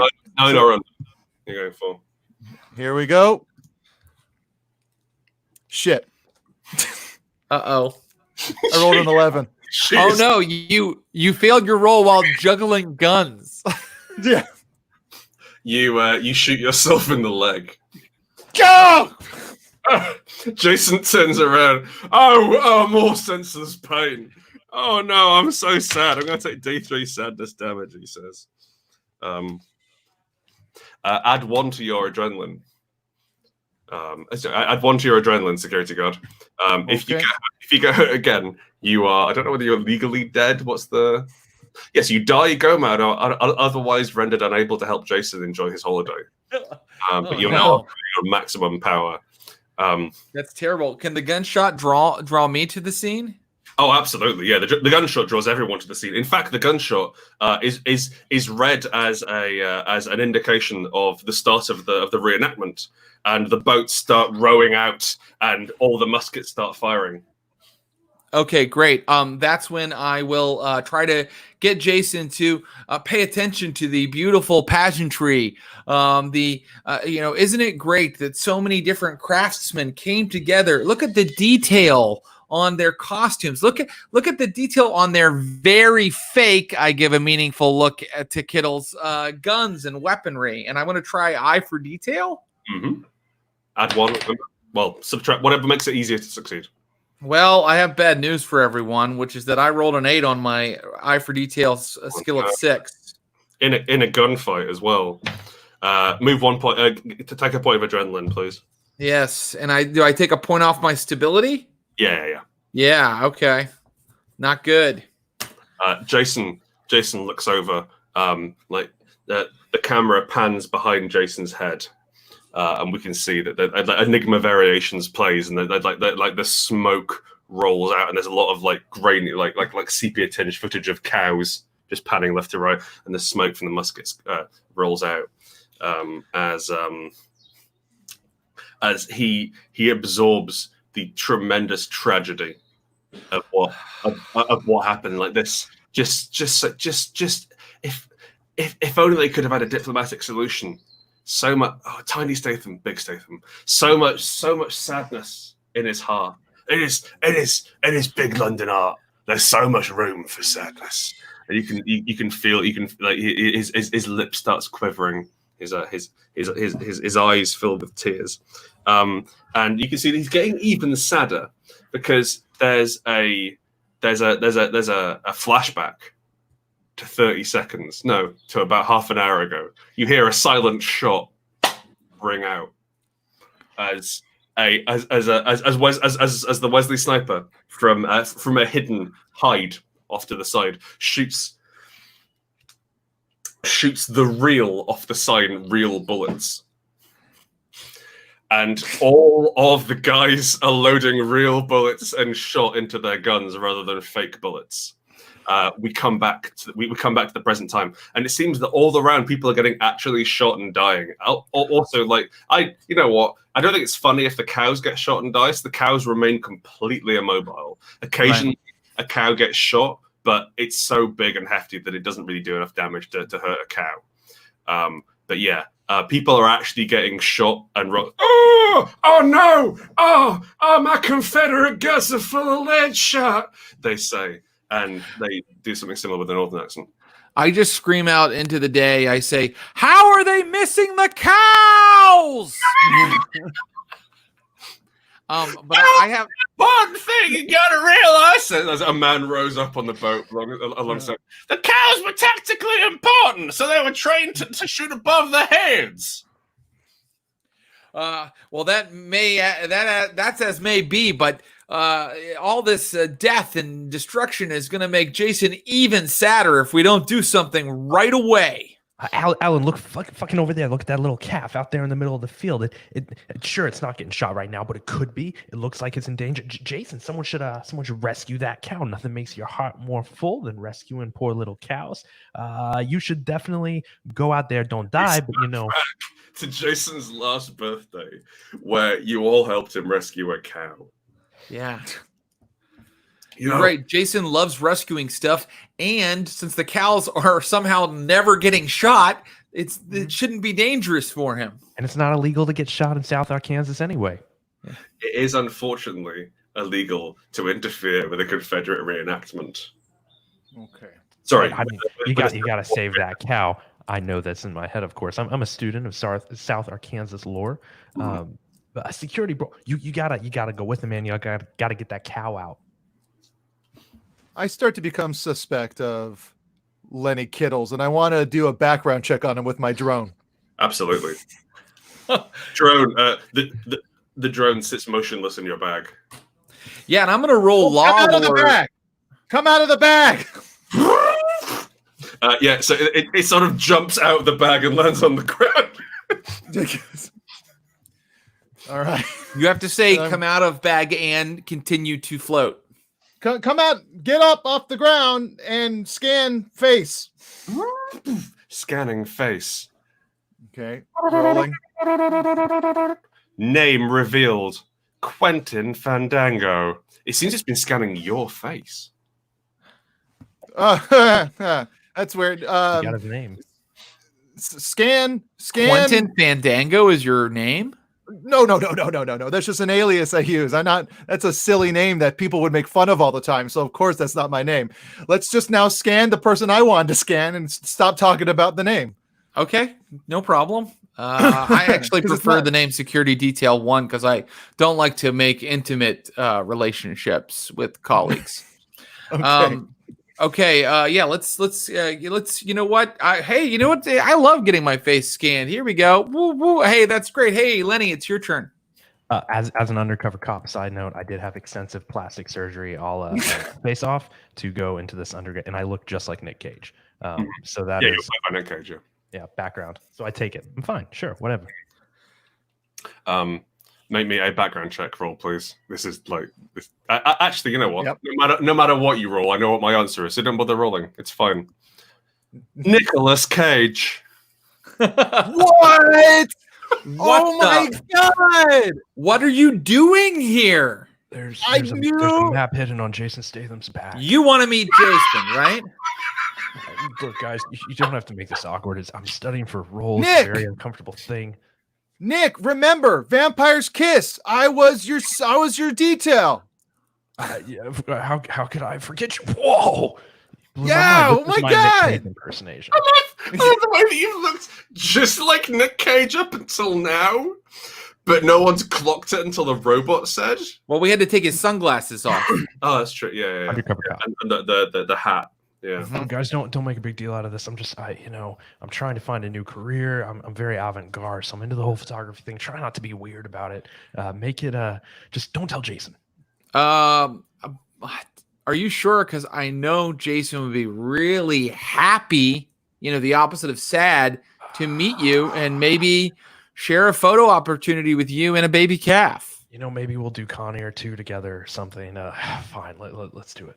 Jason is stripped down to his swimming trunks and is about to dive into the ocean, into the river. Jason, hey, before you needlessly drown yourself due to depression, you should know. You should know. What is up with his body? Got such a wide body. There's so many things going on with it. Oh, And I don't want to body shame anybody, but it's beautiful. It's beautiful. Is my point. Too as well. Look, Jason, there's someone here that before you drown yourself, there's someone here who would really like to meet you. I was going to rescue the car. What's that? Well, this is going to be a big surprise because he's kind of been with us the whole time. The guy that's been taking photos of you is actually I take my sunglasses back off. Nicolas Cage. Nicolas Cage. Hey, Jason. Big fan. Hey, can we take a picture together? Can we do that? You and me, buddy. Oh, absolutely. Oh, Nicolas Cage. I've always admired the way that you're in terrible films. But 60 Seconds was a masterpiece. I don't care what anybody says. Oh, yeah. I mean, you've also been in Oscar-winning films as well, which is the weird thing about you. However, you've been in a lot of crap, especially recently, and I like that. Now, what was this I overheard about some sort of map on my body? We'll get into that later. Let's take a picture now. Let's have a picture. By the way, gentlemen, I wouldn't call the movies you're in crap. I'd call them cult classics. This guy gets it. Listen, I'm under no illusions as to what I'm doing with my career, all right? Well, I just anything that puts a smile on your face makes me happy. Jason, I would never, just try to butter you up or lie to you about the reality of your career. And you know that I would never do that as your legal counsel. All right, well, thank you. Listen, I've been greatly cheered by the revelation that Nicolas Cage has been my photographer this whole time. Which also explains the quality of the shots. Now, Yeah, he was using a disposable camera. We should have suspected something. yeah, come to think of it, I don't think you can upload those to Instagram. I don't know. I thought it was a Terry Richardson kind of thing, real avant-garde.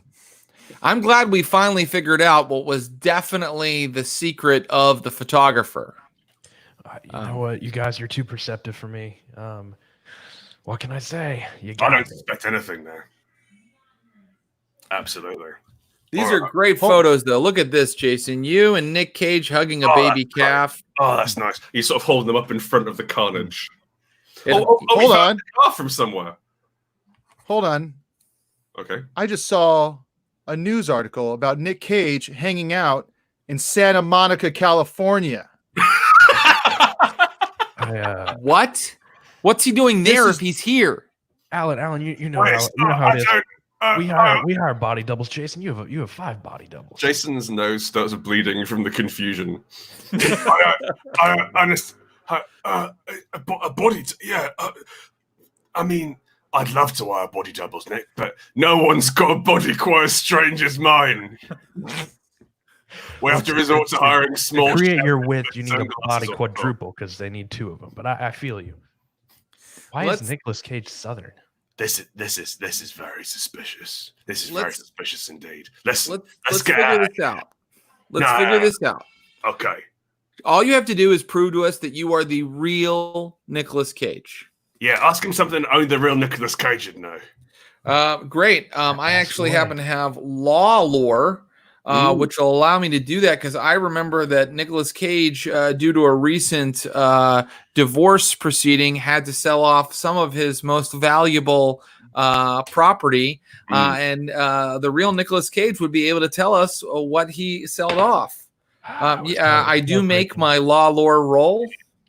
And so I remember that, and I'm just waiting for Nicolas Cage to tell me, what he sold off, what he got rid of in that divorce proceeding. You guys know that after I was granted a divorce from Koike in May, 2 months after the couple, we said I do in Las Vegas, according to Clark County, Nevada online records.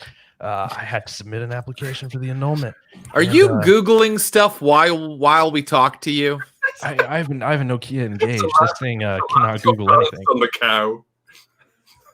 And unfortunately, they took. You know how attached I am to the leather chaps from Knight Rider. Fucking took him.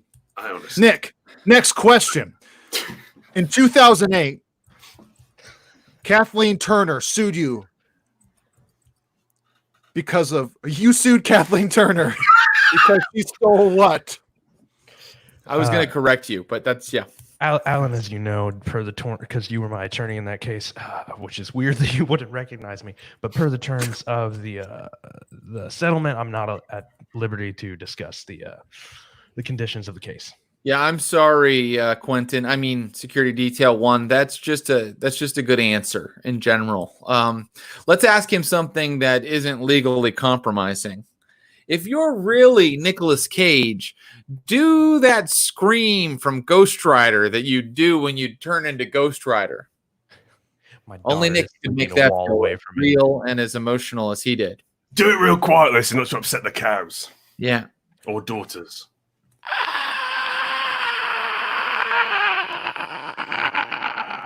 No, that's not it. Jason pulls a gun. Whoa! Jason points a gun directly at Andrew Strother and points a second gun at Alan Deming. Why me? Listen. This isn't a very fun holiday. I'm pretty sure you're supposed to be helping me have fun on holiday. And right now, we're discussing the legal complications of Cage's love life. So how about we get to the next fucking part of the show and we resolve this? He cocks his revolvers a second time, making them double cocked. We get this. We sort this out in the next fucking scene. Yeah. Sounds good. I don't know about you, but I fancy a banana boat adventure. I don't know where we'll find one of those in South Arkansas, but let's try. I'm pretty sure South Arkansas is coastal. Wow, that is an incredible. It's an imaginary state, so I guess it is. It's real south. It's like south of Florida. Yeah, sure. It could also be very east. I don't know where Arkansas is, but yeah. Right. We are self-driving car, pick us up. Self-driving car, pick us up. So, the you know, drone it's just arrives driving a in the car. parking lot. The drone's like like trying to steer, and the car's like comes in. As you all, as Jason Statham, like he got to do a Mexican standoff, which is his favorite kind of Mexican thing and standoff. Got to get into a car. Sorry, he gets into the car and he says, "Drone, set a course for banana boats." Now, Jason Statham has been dramatically misinformed about the location of South Arkansas. There is no coastline in South Arkansas, but he has his heart set on a trip for a banana boat. It is a traditional British activity. Do you have banana boats in America? I don't think we do we? I would like you to search. Can you pull up a picture of banana boat? Can you pull up search banana boat? It's kind of a thing you do in Spain as like a young holidaymaker. We have. I I think that's in Jaws. I think, right? Doesn't some kids get killed on one of these in Jaws? Oh, is it like those like pedal boats? No. No. No, it's like a big yellow banana shaped thing that everyone kind of gets on. And you drag it behind her. Here we go. Yeah, one of them. Oh wait, you're showing it. Yeah. Oh, that looks like a lot of fun, Jason. Yeah, sure, we can find that for you. Oh, great, brilliant. Listen, I'm gonna have a little power nap in the back of the car. Mm-hmm. And by which I mean take a bunch of cocaine off the dashboard. And I want you It's to gonna be work. tough to nap, okay? Yeah, well, I'm an old man. Listen, Mm-hmm. I want you. You get me a banana boat, or I'm going to be so sad I'll get bored, arrested, and dead. Oh God. Okay. Do I make myself clear? Yeah, I think that Yes, was. sir. Yeah. I've never met anyone else who can take a pile of cocaine and then go to sleep. All right. It's a side effect of filming Crank. It's the only way you can sleep now. I can't go to sleep unless I take a boatload of stimulants. All right, security detail 1. And I'm not even going to include Lenny Kittles, who I'm somewhat distrustful of now, unless he has a great idea. I'll come clean My with you. doorbell. I have to go answer it. I'll be right back. Yes, please. I'll come clean with We you have to very figure quickly out and how to no get time this to guy a take banana boat. Something I don't even know what that is. We need to find a body of water and put him on something that looks vaguely like a banana, and I think he'll probably be satisfied. Any thoughts? This is the plan. We're not that far away from Orlando, where Universal Studios is. We go and steal a minion. We take that minion into the closest body of water, and then we drag that behind the drone. Okay, He'll think it's a banana. I like a lot of that idea. Minions are fictional characters. Do you mean a person in a minion suit? Just like one of the stand-up minions at the Universal Studios. Right. Okay, that's a great idea. And, in fact, once we get to Orlando, Jason might forget about the whole banana boat thing in general. So we are going to go to the nearest Universal Studios, steal a minion, and throw that in the water and have Jason jump on top of that. Okay. Jason's still asleep. I don't know about Universal Studios. Is that do you have lots of those? No, there's only 2. One in Florida and one in Los Angeles, California. Well, there's 3 now. It's one in scenic South Arkansas. Yes, the new location. Yeah, Not a long drive. No, Jason is still entirely unconscious in a cocaine haze in the front seat. The self-driving car handbrake screeches up to the front of Universal Studios at South Arkansas, and a minion, that's like someone in a big minion costume, waddles up and goes, banana. Yes. Hi. Would you like to come around to the back of my car with me for a exclusive opportunity to meet Jason Statham? Hand job? No, that is not what I said at all. Why did he hear that? I used my blow dart to trank the minion. me a roll under 10 on a d12. Okay. 11. Uh-oh. Oh no! Hand job. Why would you use a blow dart on someone in a thick suit? I don't know. I'm nervous. I'm such a huge fan of Despicable Me. I'm sorry. Minions aren't real. The minion wanders around. You can see like weirdly dexterous hands on this this costume as well. It goes around the back of the costume, and like you can see that it pulls something, and it seems like it winks. So this minion is currently trying to have sex with Jason. Is that what you're telling me? I don't think it's aware of Jesus Christ. I was imagining a much bigger outfit. That's chilling. Yeah, that's dark. That's dark. It doesn't seem like he heard the Jason Statham. Hold on. Wait, this isn't Universal Studios. This is Universal Studios. Some ripoff. It's actually, according to what I'm reading here on my phone, a sex club. Welcome to Universal Studios. I'd say, Alan, look, you're a man of the law. You shouldn't be messing around with this. I'll handle this. And I go, yeah, fucking hand job. Let's go around the back. You and me, whatever. Let's do it. You and me, let's go. And I lead him around the back of the car. CCC. Wow, he is method. And so my goal would be, once I get him back around the car, I'm just gonna on top of the head of the person. Penis. Yeah, sure. Either or, whichever knocks him out. Okay. Make me a undercover security. I don't know, a betrayal. Yeah, for sure. Yeah, he thinks he's going to give or receive a swift handy. So yeah. Fuck, my rolls have been shit. I rolled 2 6s. Oh, my betrayal number is 6. Great. You successfully betray the minion, rendering him unconscious. I slap handcuffs on him. I go, "Was a fucking cop all the time? Who's the dumbass now?" And I take the costume off of him. Okay. It's like I'm standing right there behind the car, and I go, "You were a cop the whole time?" And the camera pans like a foot to the left. Yeah. I go, we'll talk about this later. We'll talk about it. We got to get him on the banana boat thing. But No, you're right. Talk about what later? Talk he about was a what cop later? the whole And time. Wait, what? Yeah. No, don't worry. You're doing a great job. I'm not here because you're bad at your job. I promise that's definitely not why I'm here. I didn't say that you were. I didn't think that was a either. reason. I didn't say it either. You think we're doing a bad job? No, Why would you you're bring a man that of up law. unless you think that?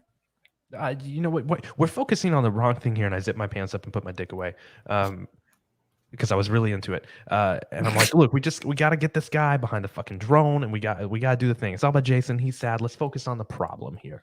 Okay. All right. You know you're what? right. Yes. Yeah. At least you knocked out a guy dressed as a minion. So let's use what we have here. Let's get Jason on a banana boat. Now you rolled a 6, the same number as what you rolled. Did yes, that happened. Yeah, okay, Yeah. cool. Yeah. You're having this full argument, and Jason has climbed the Gru statue. It seems like this is actually a Universal themed sex park, which is really hard to get your heads around. But yeah, Jason is swinging off the nose of the giant Gru statue. Oh, great. What? Again? When did he find time to paint himself? He's done the whole witness me thing that you really got out of hand. Witness me. Jason, we found a banana boat. I'm dragging the limp form of the minion out through the gravel toward Jason. Jason, look, it's a minion. You can banana boat your banana boat now. Oh, brilliant, he says, and jumps down, severely hurting both of his legs. Oh, no! It's Wait, all can right. I stop him? What you got? God, nothing. Good. Oh, eye for detail. I find something soft. I'm looking for something soft to push under him before he breaks both of his legs. Detail. I fail that roll by 3. Yeah, Jason Statham lands on you. Please move 1 point into adrenaline. Oh, thank God. I've still badly hurt me legs, but thankfully I've also badly hurt. Say, hey, Jason, take a hit of this, and I pull out a little bag labeled evidence. It's filled with cocaine. I'm like, yeah, it'll perk you right up. Oh, it's my favorite thing. Evidence. Wait, Fine, was the cocaine he was already doing not enough? You had to give him the evidence cocaine? I didn't know you could read. How do you know it's that evidence? Oh, sorry. I'm pulling Jason off of me and going, did you guys give him more cocaine? Because he's asleep. No, he passed out. He'll be good in like 15 minutes. Get him on the boat. Get him in the water. Once he comes to, he'll be so happy. Great. Help me drag this unconscious minion into a body of water safely so that he doesn't drown. So face up, everybody. Come on, let's use our brains here. Drone, drag the body into the water. Dragging body into water. The drone... Face up. Face up. I don't know if it heard me. Oh no, yeah, I'm not going to drown an unconscious sex worker that you've assaulted. That seems like maybe not a fun thing to do, but you can definitely put him in the boat and have Jason Statham ride him around. Sorry, in the water and have Jason Statham ride him around. That's fine. You were at what was the name of the place again? It's Stadios. Stadios. Bienvenidos and welcome to Universal Stadios. The theme park with the highest rates of copyright infringement. Why not enjoy Despicable You and some other films that Universal has released? Despicable You. I'm like kind of asking a worker there. I'm like, just on the DL, could I have sex with a Frankenstein here? Yeah, of course. Oh, okay, I would never do that. Why are you answering? Thank you. It's okay. You want to go to the Monster Plaza. There's all kinds of beautiful Frankenstein. Okay, well, I'm not going to. Thank you for letting me know. Absolutely not. Listen, take some of our fuck bucks, he says. I'm not going to handle something called fuck bucks. Well, you exchange them for dollars. It's like Disney money. All right. Well, okay. So I might need to wipe up. Like I might not have napkins later. So I'm just going to take all of them that you give me. But I'm not having sex with a Frankenstein. Absolutely not. Thank you very much for the $100. That's very good. Okay. I hope you have great. Do you still have the ET ride? You know, the erectile dysfunction. No, we have a room where you would ride ET. Oh, okay. That's the new ones. It's okay. It's mostly just like 3D motion stuff. Yeah. You know what I've heard is fun here is back end to the future. Yeah. The back end. We operate on a lot of puns. How does a fast pass work in this park? What? Sorry. How does a fast pass work in this park? It's all on the list. Honestly, it's okay. Did the drone place this minion man in the water? Absolutely, yes. He is in the not Volcano Bay. Sorry, it's called This Ain't Volcano Bay, Triple X. All right. So then we have to wake Jason up by giving him something, giving him a downer. Yeah, that makes sense. Yeah. Yeah, I stuff a Quaalude into Jason's mouth. Oh, thanks. That's really perfect. Oh, a banana boat, just like what I asked for. Oh, this is turning out to be the best holiday ever. Thank God my eyes are hazy from all the coke. Now, I hope nothing untoward happens, he says, as Grant rolls on the Wesley Snipers Machinations table. Because this has gone off rails in as much as there were I wrote down National Park Bears, and we've really gone quite far away from there. Well, I rolled Loose Aunt, and I'm really not sure how to bring that in. Reroll. Yeah, you could do a reroll or Let's make it up. Yeah. Okay, brilliant. Jason sits on the unconscious man in a minion costume. Have you attached him to a boat in any way, or is he just sitting on a man? He's just sitting on a man, as far as I know. Wow. It's kind of uncanny. Like, I think that it's just really a photo of Jason on a banana boat. No. That's just yeah. He never takes off the suit. I think it's been doctored. There's a dawning realization that comes over Jason's eyes. You can see that the Quaalude kicks in, levels him out on the off the coke, and he realizes that he is in fact just riding a Hispanic sex worker who is unconscious, face up, and will survive in This Ain't Volcano Bay XXX experience, completely motionless. And there's this tremendous, like, one eye sad, the other eye bored. You can see like you see the emotion starting to well up inside him, and then you hear a silent shot ring out across the, not really working very well. I guess you shouldn't. Anyway, you hear a silent shot ring out as the Universal Studios Stadios. Sorry, yes, the Universal Stadios World of Eels, El Mundo de Eels. The large padlock keeping the glass together is shot off, and just like a shit ton of eels start flooding down. What do they use the eels for? Good Lord. Okay. Oh yeah, God, this is the sex talk. Yeah, this isn't an aquarium. Good. I mean, I'm very concerned, but that's a question for later. Now I know what they do. Yeah. No, the eels are primarily for food. We have jelly. It's from the Richard Gere exhibit. Yeah, we have. Oh Jesus! No. We have jellied eels to lure in high-paid movie stars from London that they like. They like the jelly taste. You willing to believe that? Sure, I believe it. It's a fine cover story. Listen, we've got 3 minutes left, maybe less than 3 minutes until the stream runs out of time. So I know. We have to figure out how to stop these eels. We have to figure out how to stop these eels from hurting Jason Statham. Yeah, take my shotgun. Oh, thank you. Not a problem. I'm going to drive away for an unrelated reason. Okay, bye. See you later. All right. I don't know how to really use a shotgun.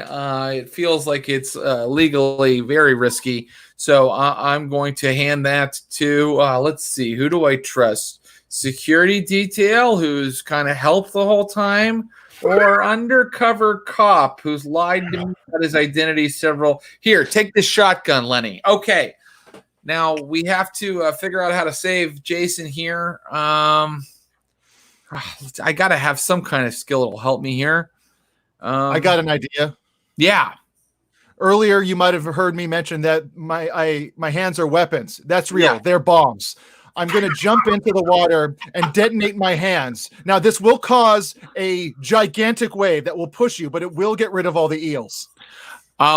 I think that sounds like a really solid plan. What do you think, Lenny? That sounds pretty good, right? The wave will also propel Jason, which will simulate the feeling of being on a banana boat. So it'll excite him. Yes, he'll have a good time. He loves gunshots. I'll fire the shotgun in the air very illegally, but what am I going to do to kind of get the vibe going? Don't worry, it's fine. You can fire. South Kansas. I'm going to shoot that in the air, really get the vibe going. We're technically in international waters. Maritime law. Yeah. I'm a captain. Okay. Yeah. Do we real quick, Alan? Do we need to get this minion to sign an NDA so he can never talk about anything here? Do we need to get that done, or you think? No. I have a different plan. Don't worry about it. I trust you implicitly. Yeah, you can trust me, Lenny. You can trust me. Make me a roll, Rodrigo Security Detail Inc. 4. Great! Your hands explode and you die, but it goes well for you. Did the tidal wave happen? Yes. Did Jason have fun?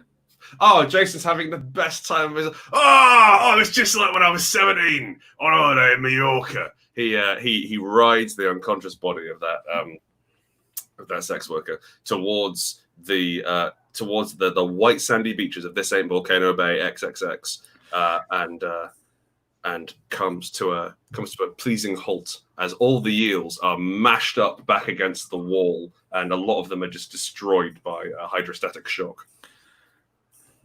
Great. And what I'm going to do is draft a response from Jason's legal team for immediate release about how Jason only came to a sex club in South Arkansas with his security detail because he was doing some freelance internal affairs law enforcement and has discovered a connection between undercover cops in the South Arkansas. Oh, no. Hey, says the sexy Frankenstein. Hey, you wanna find out what they put down there? Getting distracted while writing my press release. Must focus on saving Jason. Fire, good. Make me. Yes, please play sexy Frankenstein. Make me a spin doctor check, please. Here we go. I'm going to connect Lenny Kittles to the sex club instead of Jason, who was trying to stop him. And I make it 6. I rolled under 7. The ultimate betrayal. Now the betrayed has become the betrayer. And I pull off my Nicolas Cage face, and underneath it is the other guy from Face Off, which I don't remember because I never actually saw the movie. And I'm like, John Travolta. Travolta. Oh, I do the awkward Travolta thing. A significantly taller man. I want to be alive. I want to pull Quentin Fandango, aka Security Detail 1's body up out of the water and hold him like Superman holds Supergirl in that Crisis on Infinite Earths cover where he's like, "Hey, we gonna fuck or what?" No, we're not. I'm trying to have a moment grieving my friend. Do you mind? God, they fucked on us. Okay, fine. Okay, well, listen, I'm gonna be over in the what's it called? Yeah, the Rim Plaza. I'll be over there. You come when you're done with the grieving. Yeah. I don't care. That's to the north end of the park. Exactly. Yeah. Okay. I'm not I don't care where you go. I'm not going to Not match interested. so you don't accidentally go there. Okay. Okay, I'm not going to. Definitely don't ask for Rodrigo. Oh no, that's his name, isn't it? Okay. Definitely don't ask for whatever my name is. Okay. Bye. Bury Well, me Lenny. under the ET ride. Well, Lenny, the whole world knows that you are an undercover cop who's involved in strange sex stuff. You shouldn't have tried to betray Jason. The joke's on you. I got it all on video. Catching yourself committing crime is the ultimate undercover operation. I'm going to go down in fucking history, baby. I don't like you. The helicopter swoops in and picks you up. It's gone. I don't like his smart mouth.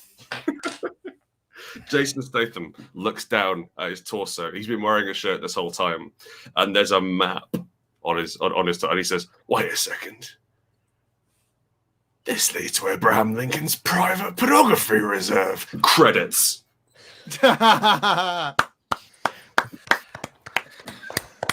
We set it up perfectly for a sequel. Yeah, absolutely. Yeah. Everyone's coming back.